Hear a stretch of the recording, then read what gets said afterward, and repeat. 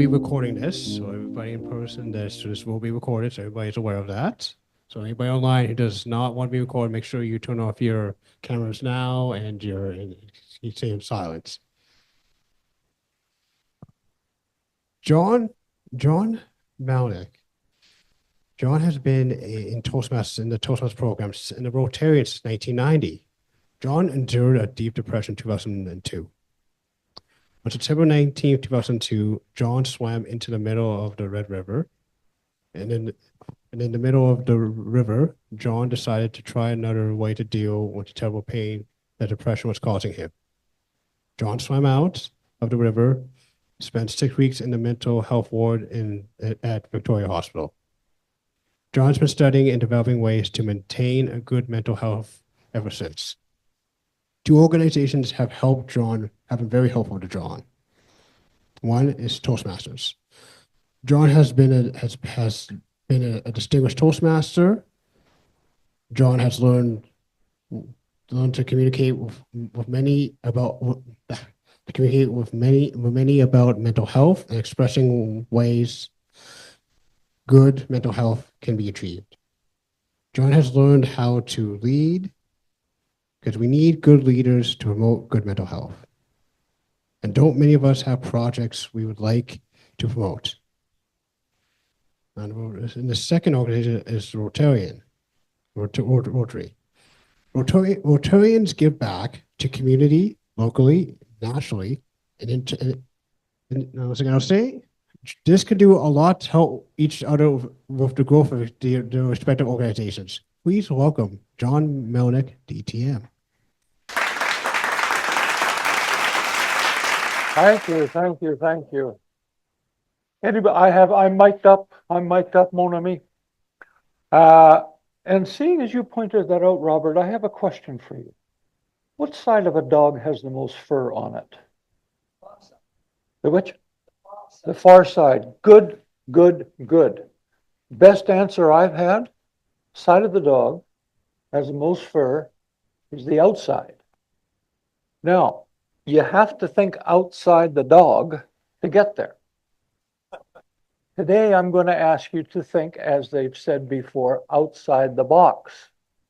And what I'm getting at is this. I have a shirt on that some people have noticed. It's a map of all the countries in the world, and I'm told that it is quite accurate up to today's borders, etc. I have a hat on that says Rotary. I have another hat that symbolizes for me Rotary and Toastmasters. What am I getting at? There's Rotary clubs and there's Toastmasters clubs all over the world. In Manitoba, Northwestern Ontario, there are overlapping districts, District 64 and for Toastmasters and District 5550 for Rotarians. I have been a Rotarian and a Toastmaster since 1990. That's a long time, and I've had a lot of exposure to both organizations. Now, what I'm spearheading, and I'm going to be asking all of you, every one of you, for help, ideas, etc. I'm spearheading ways that, number one, we as Toastmasters can let Rotarians know who we are and what we do. And number two, interact with them and invite them to come and learn from Toastmasters just as we can learn from Rotarians. I'm sure glad I asked the question of the panel today, and the response, one of the things that came out is Ralph Smedley, who of course started Toastmasters 100 years ago, right? 100 years ago. He was a Rotarian. Rotary is over 110 years old. Pretty close start, pretty close start as timeframes go. But Mr. Smedley, and thank you very much, Marion, for pointing this out, started Toastmasters because he could see that Rotarians have a great bunch of ideas. We give back to the world. That's what we do. We give back. One of the biggest things that we took on an international basis about 1985 or so was the Polio Plus program.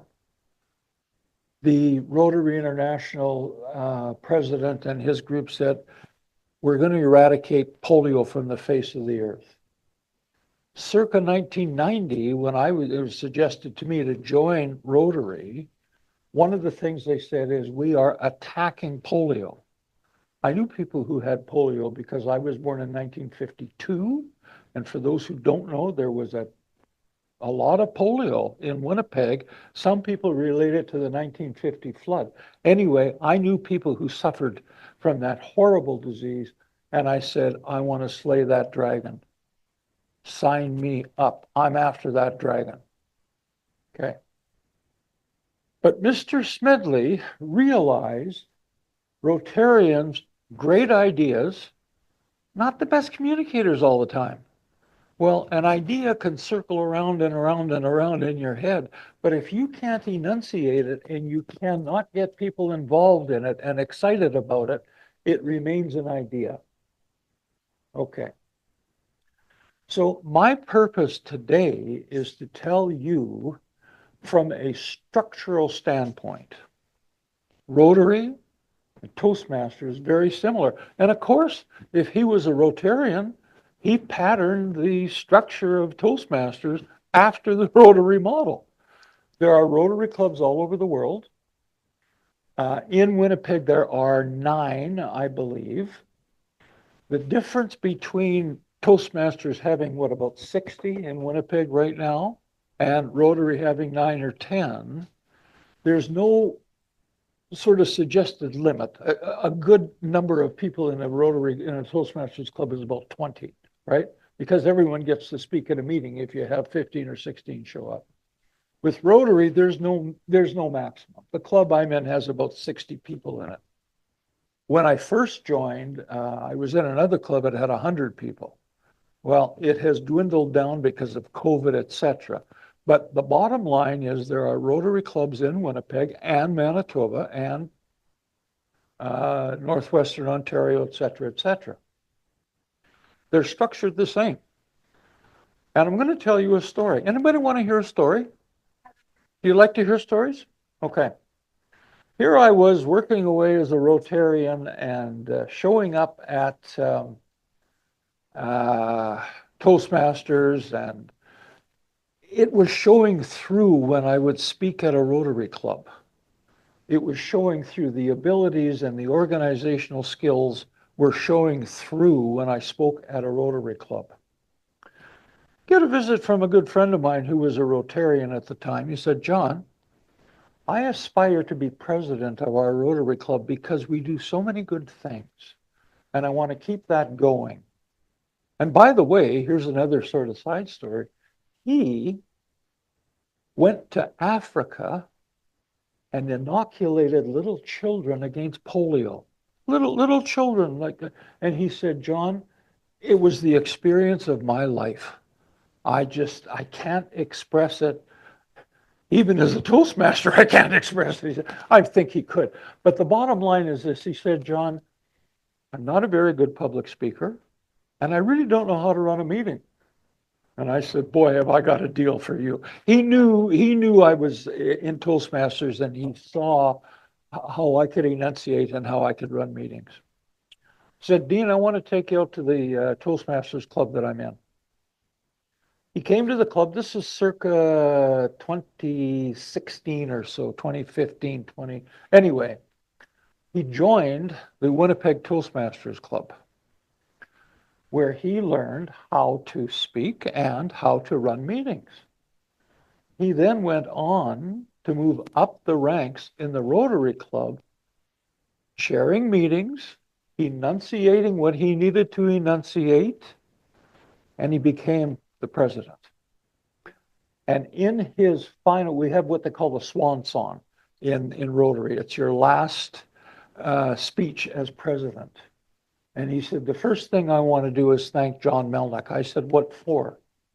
He said, teaching me how to be a speaker and how to run a meeting. I said, no, that credit goes to Ralph Smedley. I brought you into the club and you learned, but I thank you, Dean, for saying, what you've done. Tell you what else he did.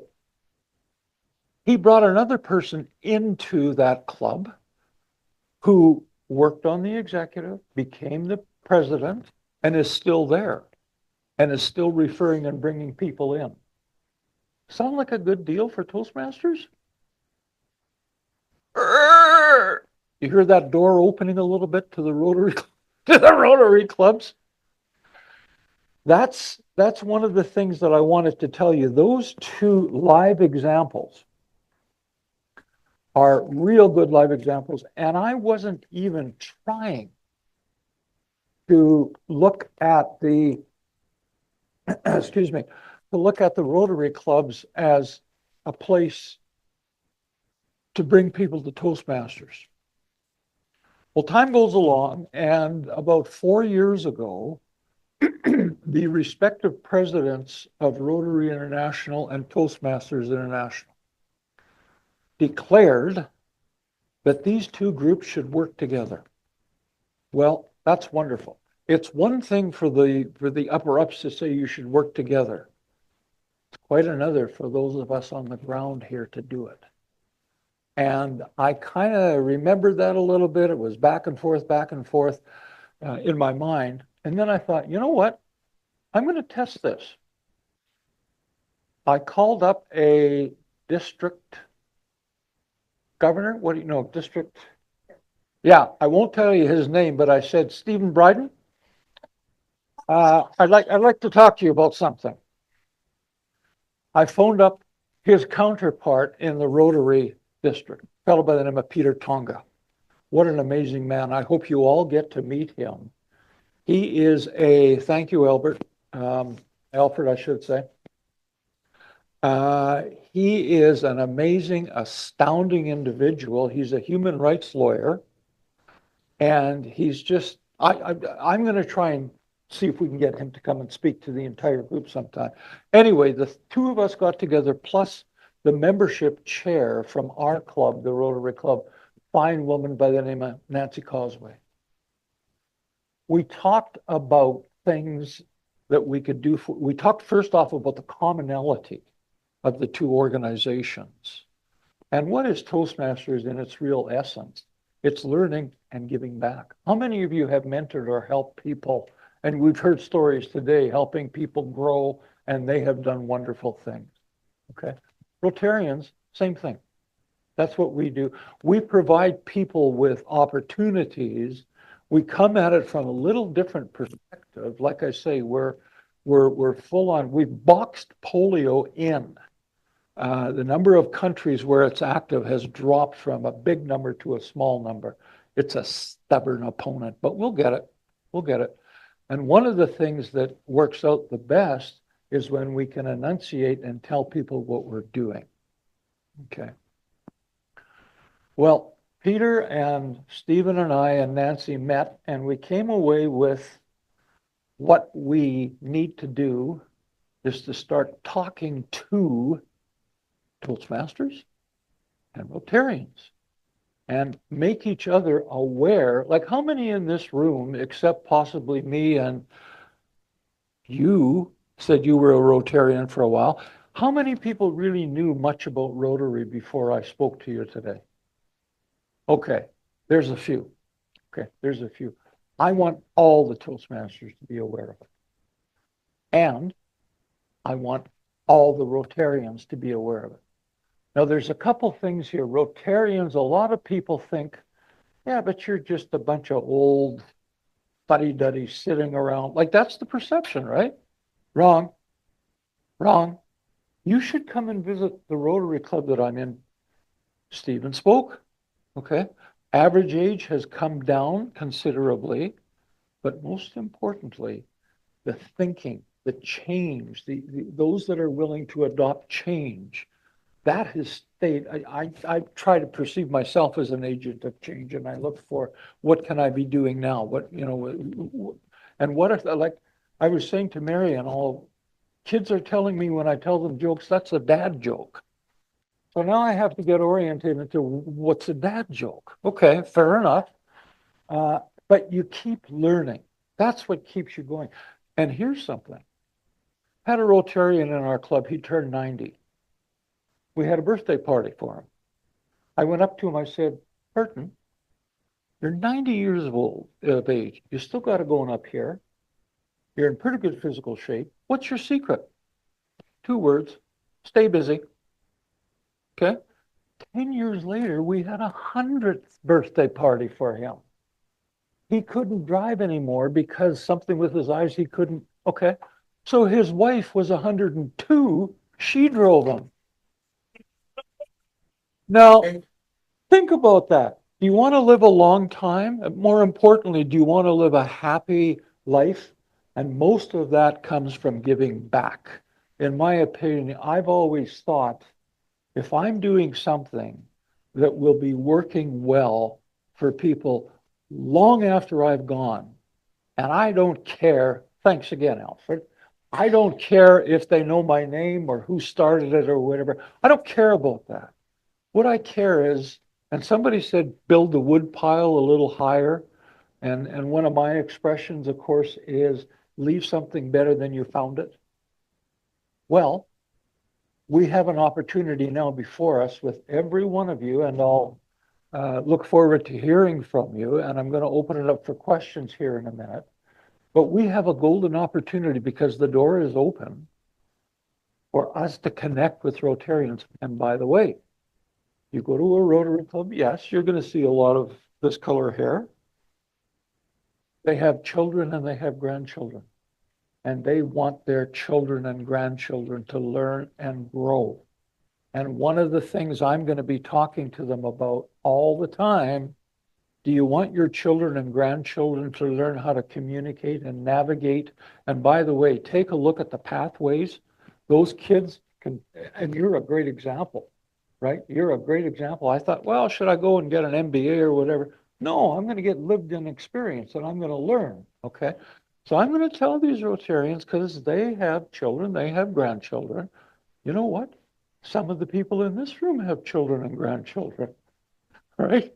So that's my main impetus. That's what I'm working on, and I would appreciate, of course, any bit of help that I can get from any of you, any ideas, and I'm going to open it up for questions now. So please, what do you think? Good. Mine. I can read it. As Rotary International promoting Toastmasters, we have made numerous attempts to contact our local Rotary Club with no response. Okay, Harry, get in touch with me, please. Okay. Because I will be, the Rotary International is, but again, as I say, it's up to the individuals. And I will know some of the people in your club, Harry. So I can get a hold of them. Send me just a quick note if you would. Will do. Thank you. Anybody else? Alfred? Yes, John, we already have a connection with Rotary, with one of our clubs. Winnipeg Peace Builders Yes, came from the Rotary outfit, they did. out of a program that the Rotary group Yep, did, where they had professionals in that group very true. that actually went to Toastmasters, built the Toastmaster Club. I was actually part of that, yes. And this just comes to mind because I just talked to somebody. Thank you. They're going to have 7 years coming up. this Yep. year. Yeah, thank you. Others? Yes, Hi, John. Hi. Have, I guess, 2 questions here. sure. The first is, for Toastmasters, the mission statement, among other things, is communication Yeah, and leadership. yes. My first question is, what exactly is the mission of the Rotary organization? And Sure. the second is, where on the Venn diagram do the two of them kind of overlap? Good point. I'd say first off, the Venn diagram, leadership, communication. And I'm going to say also giving back. Now, we give back primarily to Toastmasters people, but that is the Venn diagram. The mission of Rotary, and there's a Rotary Foundation that has millions and millions. It's been around for close to 100 years. The mission is to do good in the world. And for instance, the Rotary Club that I'm in, connected with a group. There's a group out of the United States, and there's a Canadian division called Sleep in Heavenly Peace. They recognize that there's a great need. It tears my heart out, but I'm doing something about it. There are many people in Manitoba who sleep on the floor in their own homes because they don't have beds. Sleep in Heavenly Peace approached our Rotary Club and said, we're going to have a bed build. They have these a couple times a year. There's another one coming up. Could you refer us, number one, could you Rotarians, those of you who know how to use tools, and you don't have to be a genius, they can teach you, but would you send a group of your people to this address on a certain day? They built 30 beds that day and they got them all delivered. That's giving back in the world. I can help. I can't drive a nail in straight. I've never learned that, that technique. When we needed something fixed at home, we're in an apartment now, so this doesn't happen much, but when we needed something fixed at home, I fixed everything with one finger by dialing a phone number. Okay. But I can enunciate, and I have enunciated to many groups, including this one now. And if you're interested, let me know if you'd like to spend one day building beds. So that's the communication is there from the Venn diagram, but the actual work of doing, bed builds, etc. Okay. So that's and by the way, speaking of communication, this polio thing that we've been working at trying to eradicate for like 1985, and we really have shrunk it down. Somehow the president of Toastmasters sat down with a fellow by the name of Bill Gates. He enunciated to him what we were doing. Bill and Melinda Gates gave up, I don't know, a couple million or something like it. It was huge. But it only happened because the president could enunciate well what the problems are. So there's a Venn diagram. Now, of course, with the Toastmasters, and both of them, by the way, leadership. Leadership. You need to know leadership if you're going to help either organization. So there's more Venn diagram. Does that help? Good. Yes.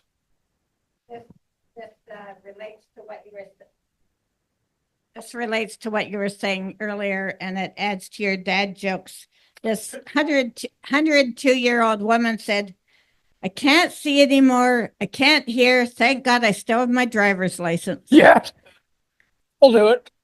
That'll do it. That'll do it. Any other? Yes, Stephen. This is a more of a statement, but I just wanted to let people know if you want to get in contact with John, Yes. we do have his contact on the District 64 contacts page Thank you. there. Thank you. And it's the District 64 Rotarian Alliance contact, and it's District Rotarian contact at district64.ca. Thank you. So if you're looking to email that, that'll get you to the right place. Thank you. Yes, one more. Another dad joke or? Oh, okay. Are Rotary called clubs? Yes. Okay. Yeah. They're called clubs. It's so similar. There's clubs and then there's regions and there's, what's the other? Anyway, it's very similar structure. Yes. I think so. Yeah, I think so. So this is more a question. I think I already know the answer, but my understanding is Rotarian has different levels of Rotarian membership, and one of them is like the Rotaract, I think, which is a younger demographic. Thank you. Rotaract, another area, by the way, and I'm going to say target market, so to speak, for Toastmasters. Rotaract clubs are clubs that they're basically founded on Rotary principles, and I'll tell you what they are in a minute, but they're young. And we have a Rotaract club affiliated with our club, and they operate out of the University of Winnipeg, and they're young. And one of the things that I'm going to be doing, I spoke to Nancy Causeway, her name is. She's very active working with the young people through our Rotary Club. And I said, would you arrange for me to go and speak to the Rotary Club, the Rotaract Club? And I'm going to talk to them about the power and the reason I wish when I was their age I had joined Toastmasters. And she's going to do that, yeah. Yeah, and that's wonderful. When I had I was grateful for the opportunity to come visit, and they had a couple of Rotaracts there. A couple there, yeah. And I can say what I observed is that they're very engaged, and they're about they're on the cusp of jumping into careers. They're all about, is there any opportunities, low-hanging fruit opportunities for communication, leadership, projects, services to kind of get into their resume, so to speak. They're very, very driven that way. Absolutely. Like, Yes. You mentioned the Rotaract is young. Like, how young is young? Like, what? I think the age they suggest is 18 and higher. I think that they suggest 18 and higher. Yeah, 18 to 35, something like that. Yeah. Does anyone else have any more questions for John? Thank you very much. This is new. It's exciting. Both organizations can benefit from this by growing membership and all kinds of like letting each other know who you are and what you do. So thank you kindly.